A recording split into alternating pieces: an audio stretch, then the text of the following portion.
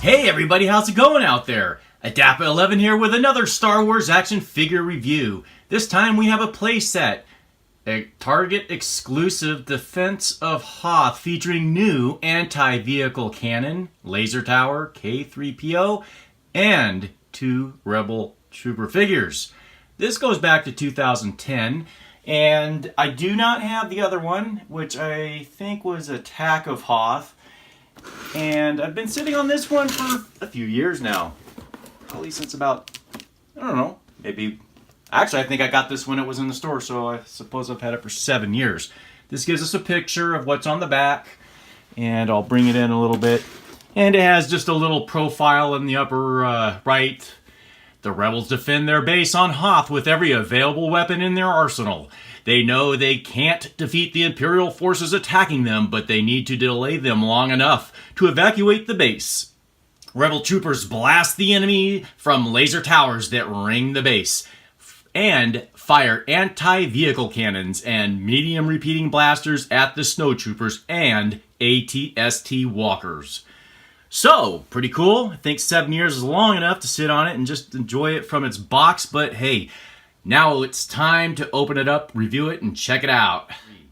Okay, so we'll start with this figure right here. This soldier right here has ball joint articulation at the shoulders, bilateral, elbows, ankles, knees. The hips, we have swivel action, and we have swivel action at the forearms, just superior to the wrists. Now we see here that he does have a headdress that with a scarfing around it. That green goggles do not come off, they are painted on there. And here's the head sculpt. It'd help if I got him in the camera angle right within view. Okay, there's the head sculpt. Nice paint job there, nice sculpt. Very nice. Alright, I really like the whole look right now. Paint detail, insignia and rank. He also has a little bit of cloth here, so he doesn't have that plastic garment skirting that would keep one from swiveling the legs too far, so he can get a decent front kick there. Hasbro China, you can see here for the action figure stand. And he does have the pistol there with no paint, holster.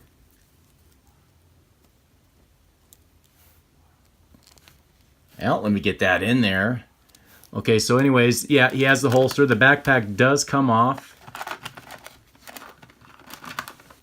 Here's the detail on the backpack. I like the painting and the detail. Nice. And you take it off. You can see he's got the hole right there. Little comm link or some sort on the waist or on his belt. His utility belt. Pouch. A little bit of detail on the shins. I like this figure. Very cool. Let me go ahead and back the camera view up. And of course we have the blaster rifle. No paint detail, just one color. I guess they had to... The pistol does come out easily, okay? So I've noticed that so far. It will come out. It's a short. Okay, wait a minute. Maybe I just didn't have it in there. Now we'll see. In there enough. So I like the figure. And of course I said, I don't know if I brought, yep, good paint at the ankles, ball joint action as well. All right. Oh, yep. Also a little paint detail on the comm link on his forearm. All right. Next soldier right here. Now it looks like he's got the same identical, he's got the same body. Flat out, straight up, same body. Headdress is different. A little more difficult to get off. Oh, okay, he's got a little goatee. I didn't notice that. And again, my eyes my vision's not what they once were. Okay, so cool. Kind of, he's got the goatee and the sideburns going on. Get a little better lighting in here. All right, he's got the same rifle. It appears, yep. Same pistol, same body. Same rank. And just a different headdress. He's got his goggles up there. They're painted on. So pretty much that makes a quick one for these two. All right, now how about that protocol droid? What was his name again? Protocol droid K. Where are you? Where's he at in here? Okay, K3PO. So I really like this figure. Now, I'll be honest with you, and I've just never, and I've always liked C3PO's body, that golden look and whatnot. But as soon as he talks, I want him to shut up. He's just always been my Jar Jar Binks, I guess, you know what I mean. So sorry for the C3PO fans out there, but yeah. This is one of the better protocol droids that I have, and my C3POs don't generally have really too much articulation in the knees, if any at all. So this one has articulation, ball joint at the ankles, at the knees, swivel action at the hips. He's got, he's actually got the crunching and a little bit of detail here. You can see at the abdomen, he's got the crunch. I like that. He's got a ball joint at the elbows, swivel at the wrists, swivel at the shoulders, swivel at the head. I actually like this. Oh yeah, a little paint detail on the back as well. Nice figure. I like this one. Let me see, was there swivel? Yeah, okay, it was swivel on these guys back here. No crunch. So this is an impressive figure. I like this guy a lot. Pretty cool. He's not just a five-pointed articulation figure. All right, so let's get on to the bigger weapons. Okay, so here we have this blaster cannon, I guess for suppressive fire on a tripod. Now, it just calls it the repeating blaster. So yeah, it's for suppressive fire, I would assume. Just one paint. There's no paint detail. It is a two-piece. The tripod, as you see here, has the hole. It's a semi-soft plastic. Like it's soft here, not so much here at the cannon. So it feels like it's, though the tripod's pretty soft, I'd be very careful with the tripod, but this seems overall sturdy. And it's got a nice little design. I guess it's got some silver and gray in there, so it's a mixture of a two-tone. Yeah, I guess so. So not bad. Pretty cool. Nice to have in the Rebel arsenal. All right, let's go on to this next weapon. So here we are with the anti-vehicle cannon. Now it is pretty much like a three-piece here. We have here the generator. So this is pretty cool. You could always disconnect it and add it to some diorama base or whatever you got going on.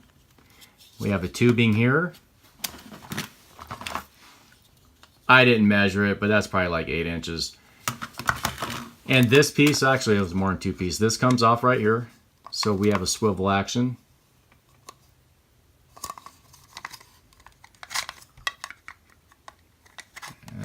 There we go. There's the bottom, China 2010. Now these compartments do open up. We have a little bit of detail. I like the paint detail. Little things really get things to stick out. So we have some paint detail on the control interface. Here's where the Rebel trooper looks through, I guess. Yeah, that's where he looks through. We have another compartment on the other side. Paint detail as well. And we have our little bit of paint detail on the back of the disc. Nice piece. Now, this would appear that it has the option of going back and forth, and that would be the case. However, the toy itself does not. It is a separate piece that looks like it's just in between the two, giving it the appearance that it has the ability in real life, quote unquote, or in the movie, to be able to swivel upwards. So here, it's just going to shoot, parallel like the other cannon here with it. So it's just going to, there is no inclination or declination. So, yeah, okay, that's unfortunate, but this does fire right here. Now, I know there's a button. I thought I found it. You know what? I probably should have made sure I found it before getting on here, because now I don't think I did. It was on that one back there. So, there we go. So, yes, it's this right here. Put it in. As you can see, it fires pretty decently.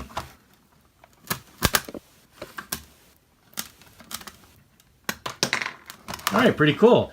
I like this dish. Much bigger than some of the other ones that have come out, which are out of reach. Well, nope. Here's one from Power of the Force, which was my biggest one up until opening this one. So there's the difference there. And the original, that I don't see within reach. Who knows? I think my boy might have gotten his hands on that one, and who knows where it is. But, well, there we have it. On to the next weapon.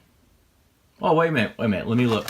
Let me point out here some of the detail. I just noticed here of how this is just slightly off. Okay, there we go. That's right, I had to put that in there. But you can see here, these are not stickers. So that's good. You don't have to worry about these falling off, especially if you're in a dry environment. So that's all painted in there. So that's a really nice detail. Feels pretty sturdy. It's a harder plastic. It's not soft. And yeah, pretty cool. Too bad it just can't incline, go up or down. Okay, on to the turret. Okay, so here we go with the laser tower turret. I'm very impressed with this. This thing has some bulk to it. It's light. It's not a cheap plastic. It seems like this is going to last a while. The paint detail is great as well. So let's take a look here at the door hatch. And it does open up. We just have this one sticker, and seems to be on there well for right now, for being 7 years old. Just glad it hasn't fallen off. So it has a little bit of detail there. Not much detail on the inside other than that one sticker here. You can see here, this is where they go together. The base did not come, off right here, but this did. So I just went ahead and put that on there. It does rotate. It's a little stiff right now. Of course, it's brand new.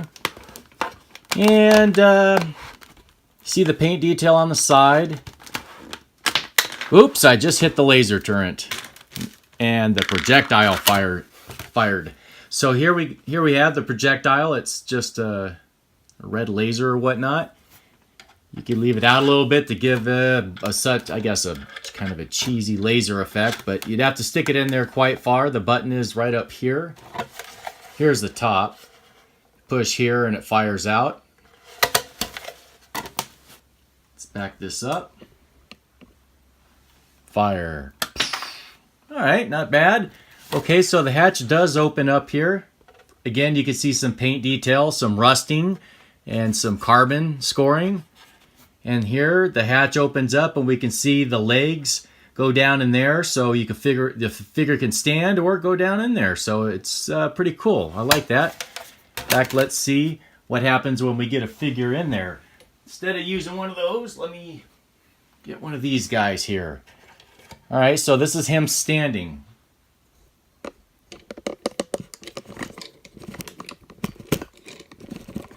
All right, so there's our figure standing. Of course, sitting, I mean, gosh, you'd barely stick out. So let's get him sitting.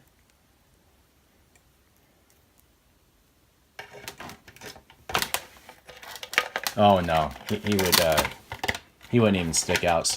Yeah, you wouldn't even be able to see him if he was sitting down. So, yeah, you just have to have your figure standing up there. Anyways, there you go. So, let's take a look at the rest of the paint detail. All around, you can see some nice rusting effect. Paint detail down here.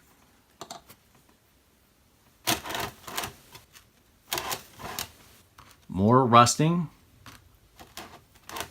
Really like this. A little bit of red down there. And it's not a cheap plastic. Feels pretty solid.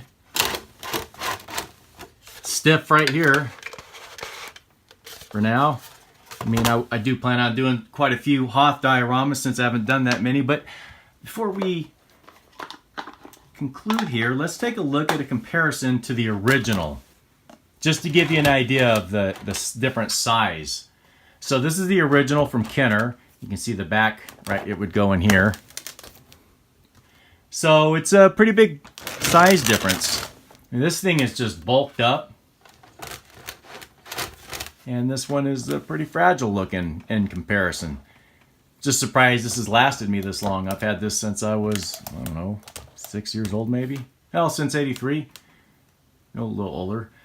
All right, well, there we have it. I hope I covered everything adequately. So we have our turret and our laser cannon and our figures back there. I'm glad I opened this up. Gonna look forward to making some Hoth dioramas, and I have some more. Actually, I have a defense or attack of Hoth. No. The Battle of Hoth, Target exclusive that I will have to do pretty soon. Well, before winter's over. Well, anyways, that's it, everybody. Thank you for your time. And if you haven't subscribed, hit that subscribe button. And if you like it, hey, if you don't mind, just hit that like button. I'd appreciate it. Well, until next time, take care, everybody, and may the Force be with you.